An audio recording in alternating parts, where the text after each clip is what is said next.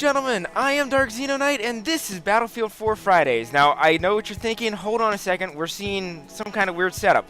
I am not playing tonight. Actually, what is going on is we're doing spectator mode because I have a guest down here in the corner of my screen here. This young name... Did it? Yep, folks, we all do this by the hip. This is Brian. Brandon? Brandon. Okay, Brandon. See, It's okay. once I start running, I screw stuff up. I do that all the time. But the reason I have him on is this is a subject that's near and dear to my heart, and I bring it up all the time on Twitter and a few other things. We're going to talk about gamer dads or being a gaming parent is one of the big things. He wrote an article almost a year ago about the upcoming challenges of being a parent and what he's worked through. So here we are to talk about a few of the fun things we've learned in the last year. Because I believe you're now, a parent of two? You got 2 kids now? Oh, yeah, 2. Yeah, I'm number 2. 2.5, and just about 4 months. Okay, so. yeah. So you're in the same boat I am. I have 4, 9, 8, and we have 2.5 and 5 months. So, wow. It's a challenge, and you have all boys, right? Yeah. Okay, I say I have 3 boys and a little baby girl is my last one. So. Well, if our next one's not a girl, I don't know if I'm going to be alive to keep doing this. So. Yeah. See, before we go any farther, we better make a good message that we love our wives. Our wives are great. They support. And I can't believe they let me do as much gaming as I do. So, you're a huge RTS player, and I'm a huge first-person shooter guy. So this gives us both sides of the spectrum, because sometimes first-person shooter matches go from 4 minutes to 40 minutes, and RTSs they could go for close to hours. It's game by game. StarCraft, the average is 8 to 10. Dota 2, the average is like 45. Wow. Yeah, the average. You can easily go to like 90 if it's a close match. And then Company of Heroes 2, which I've been playing lately, the average is around half an hour, which isn't bad, I don't think. But, yeah. That's about how long I play a Conquest map on Battlefield 4. Yeah. And Tuesdays I do that full match Tuesday. I do a little bit of a spiel and I let the whole thing go, and it is just one of those things. It's like you don't realize how long you sit there until one of the kids come tap you on the shoulder. Yeah. So one of the greatest things about being a parent, besides the sleep deprivation, and I know we're both suffering from it. You can see the lines under our eyes. Yeah, that definitely happens. Is trying to get our kids into it. That's one of the big things I wanted to talk to you about, is how you feel about bringing your son into gaming and what he's into now. And if you're running into the same things I am on a lot of the home consoles, is finding games that are geared more towards the kids that aren't shovelware. Yeah. And yeah, well, I can talk your ear off about some of that. Yeah. Yeah, see, I don't know what it is. Like, okay, everybody says, oh, they have the movie tie-in games, but if you're like me, good luck finding a movie tie-in game that will keep the kids sitting there for more than 10 minutes. Yeah, well, what's interesting, for the Xbox 360, they had, I can't remember the title exactly, I have to look it up, but it was a Mickey Mouse game. It's a side-scroller, but it's actually a port of, like, an SNES game, like, level by level. Yeah, I'd have to look it up. I don't remember exactly what it's called, but it was the first game that I played that he just sat there riveted, and he kind of got what was going on because the plot wasn't very complicated. And some of the puzzles, he would laugh because it was like Mickey Mouse would run off the top of the screen and then he'd run back in the bottom, and he wanted to see me do that over and over again. And it was the first platformer game, which is a decent arcade, kill 4 to 6, I think maybe 8 or 9 hours to go through the whole thing, and then try to, get 100% completion on some of the levels, where he actually kind of engaged in it. Oh, okay. So. Yeah, see, the one game that my youngest son has now picked up and he's really gotten into is on the 3DS, Kirby All-Stars. Mm-hmm. The Kirby games, he's just gone ballistic on them, and I can't believe how much he loves it. He sat there the one day probably for like an hour, until he got through the one board. I'm sitting there thinking, okay, he's just going to get mad, throw it down. But he sat there and kept going. I'm like, okay, this kid's going to outsmart me come down the line. And it scares me how quick he's learning. I don't know if you're running into that with your 2-year-old. Yeah, my wife and I kind of joke that my son uses our iPad better than her mom does. Yeah, see. But yeah, that's actually one thing though that I have found is really useful is the natural user interfaces. Mm-hmm. Like on the iPad, there's a game called Toca Builders, TOCA, and it's like Minecraft for toddlers. Oh, really? They have these like I think it's like 6 little like wooden figurine type guys, and each one does one thing. So you like tap on their icon, and it brings them up. And one guy builds blocks, and he can like stack them up. One guy, he's on a little ball, and he just rolls and makes color. And then there's one guy that's a crane, he can pick it up and move it and drop a block. And he kind of got bored with it after a while. Yeah. But it was just like it was a neat learning experience because he'd sit there and he'd open up the color wheel and he'd choose dark green, and he'd just put a bunch of dark green down, and then he'd just walk around, make this like line of blocks, and he's not building anything in particular. It's just kind of fun, and he's doing it all with his finger. Yeah. And he loves playing Plants vs Zombies. He's awful at it, but he loves playing. Well, he doesn't understand how the resource management works, so he just picks his favorite plants and just tries to put them down. Yeah. And he'll concentrate on like 2 lanes of the map, and he'll like forget about all the rest of it. So. There are a couple of game modes that he can do, like the one that like conveyor belts the plants up and you pick it and you put it on the map. But yeah, since these games have interfaces that are so simple, he can actually learn fairly complex rules just by touching and touching. So like Fruit Ninja, I'm trying to think of some other games he's played. Cut the Rope. Okay, yeah. He's actually afraid of that one because you can lose, and he kind of gets that. So he'll like drop the candy, and he'll be like, "Oh no!" He's just like, and that's actually one thing I've been trying to train him with is not just in games but in life. You have to understand that it's okay to make mistakes. Yes. Yes. And a game like Cut the Rope can teach you that. It's like, okay, I'm gonna try this again and again and again until I get it right. And he seems so afraid of like making a mistake, and I don't know if it's something I've unintentionally put in his head somehow, or if it's something he's just innate into a person. It's like I don't want to do this wrong. Yeah, see, I see that more in my older 2 than my younger one, 'cause he actually steals my little Android tablet and plays Minecraft Pocket Edition. Mm-hmm. And he'll sit there and he'll just go at it. But I've noticed like in my older 2 boys that if it's way too hard, they will just try avoiding it and without trying to learn. And it's to the point that the oldest one now is come in, and now he's trying to skip around what's stopping him. So he's trying to get creative, and I gotta admit that's pretty cool, especially whenever I play him against Battlefield 3 and he comes around and takes me out with a grenade at a distance instead of coming at me close. It's like, okay, he's learned that close fighting against me is not gonna win. Nice. so it's just one of those things. And I know that a few parents are gonna look at that and be like, hold on a second, he said he's 9 years old, but he's playing Battlefield 3. That's a very mature game.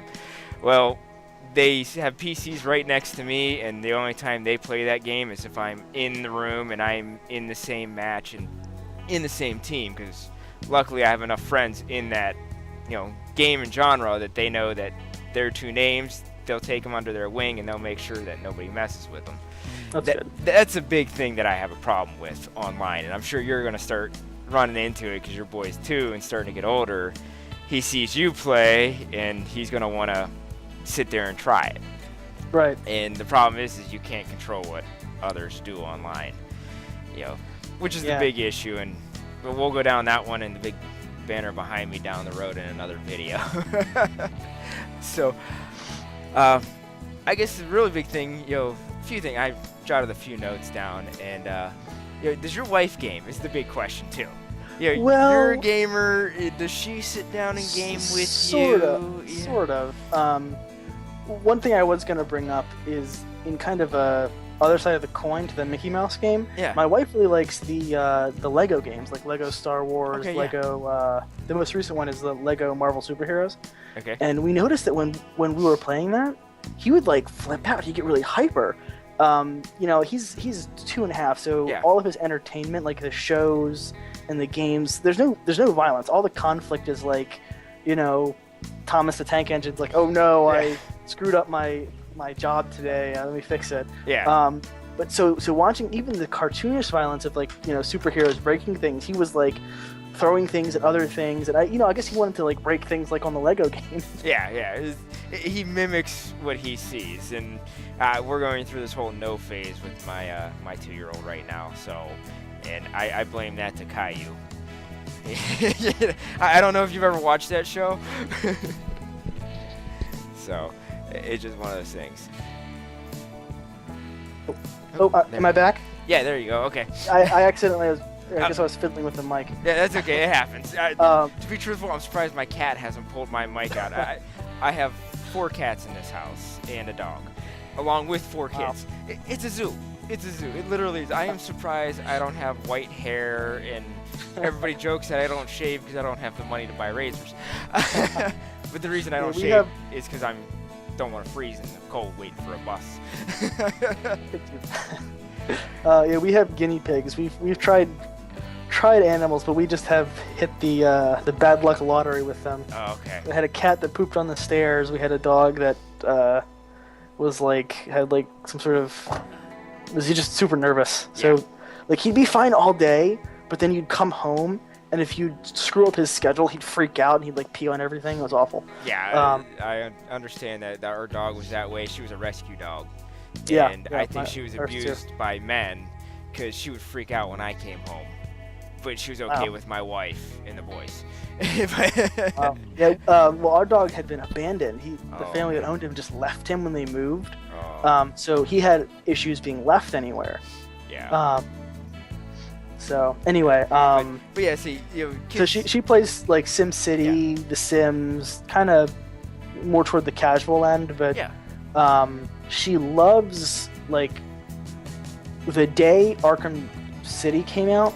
Okay. She took me out and we bought it, and she watched me play through it. Oh, really? She sat there and she watched me play through BioShock Infinite. She keeps bugging me to. I haven't gone through all the way through BioShock 1 and 2 yet. She keeps bugging me to finish those. So Finish them up. yeah, there are some games that she loves to watch, but there are some games that like she doesn't really. I tried to get her into MLG with StarCraft, and Yeah. she never really got into that. But yeah, so kind of your like adventure story shooters she kind of likes. Okay. Yeah, see, you know, my wife's sort of the same. You know, she played the Lego, you know, Pirates of the Caribbean like mad. Mm-hmm. All right. Lately, she's been playing Kirby Dream Land with all the boys, since you can have 4 people on the Wii and they can all sit there and play.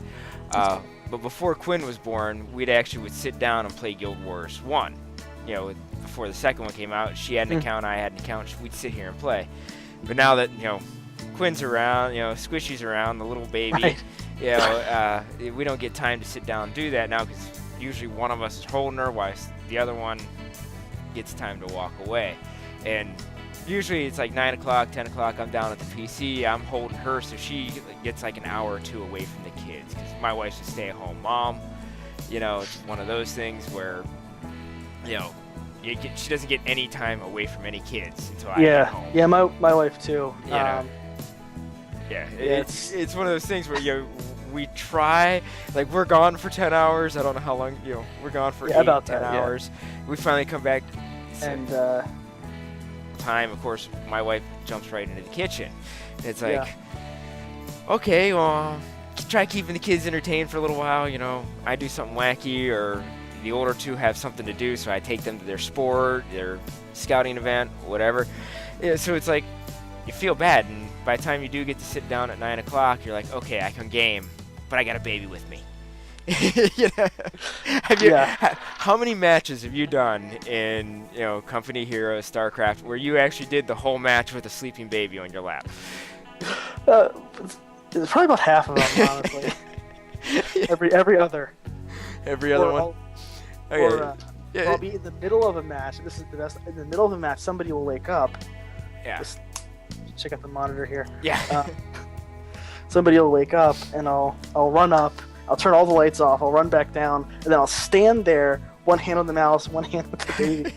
But yeah, to kind of turn the conversation around, I do think that as a gamer parent, the most important thing is having the support of your spouse, because it's not going to work otherwise. You are 100% correct about that. Because then you're hiding it, or you're being resentful, or something is going to go wrong unless you have, open communication about, these are the times that I'm going to game, these are the times I'm going to help you, these are the times you get to yourself.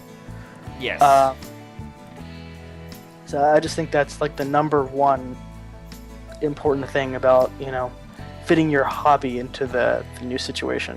Yeah, and I'm with you 100%, because it's one of those things where you need to make sure that everybody's on the same page, all together with you. Like, I do YouTube videos, so my wife knows I come down here for like 4 hours on a Sunday and try getting the video out. I try getting at least all my videos done up until Wednesday on Sunday morning. And, if I watch a match or two, I'm usually sitting on the couch watching on my phone. Twitch is one of these worst addictions in the world. It's the Netflix of gamers.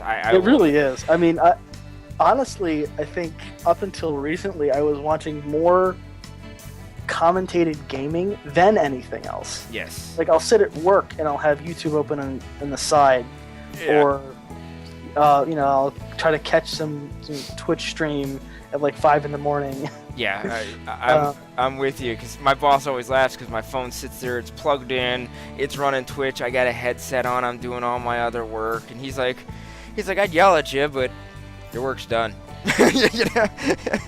Yeah, it's funny. My boss actually plays Dota 2. He's probably my dad's age, so somewhere in his like mid-50s. But his kids are around my age, and he plays Dota. He's got like 1,300 hours of Dota 2 or something.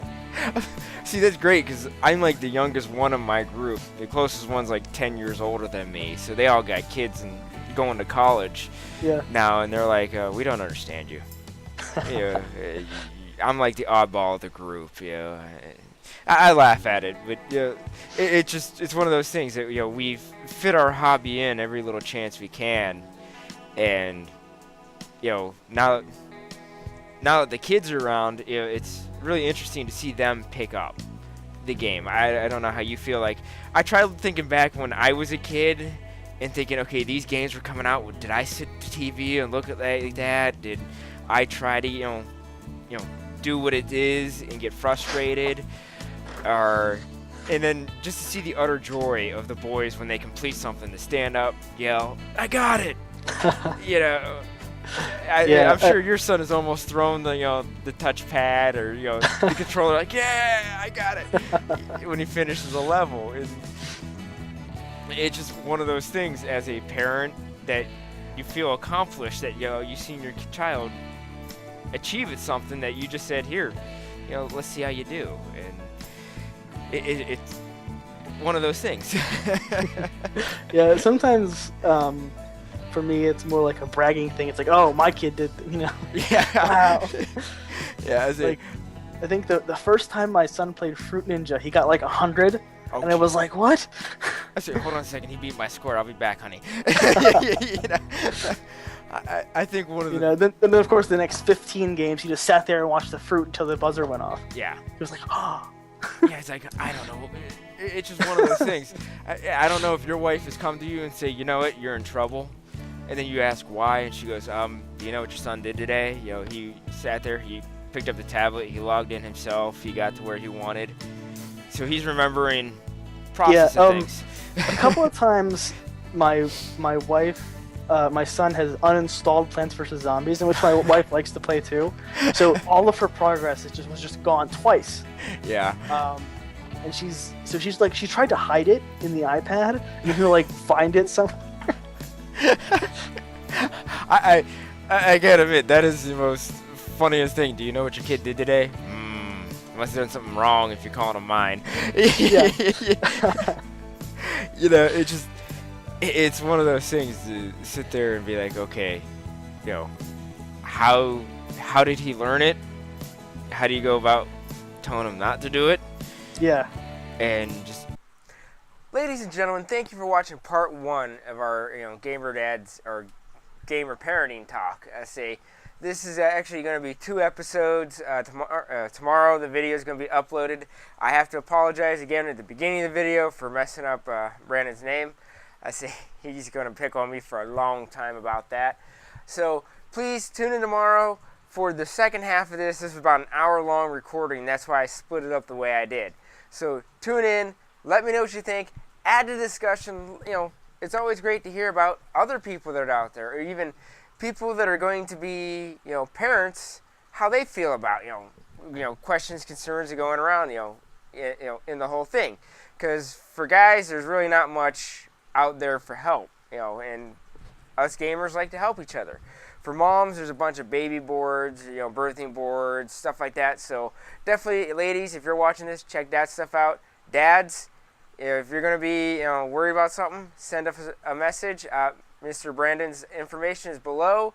I'm going to leave his YouTube, Twitter, and that kind of information, and the article that we discussed earlier. Thank you. Have a good time. Please like. It helps us out a lot. Comment, subscribe, and most of all, share. Thank you all.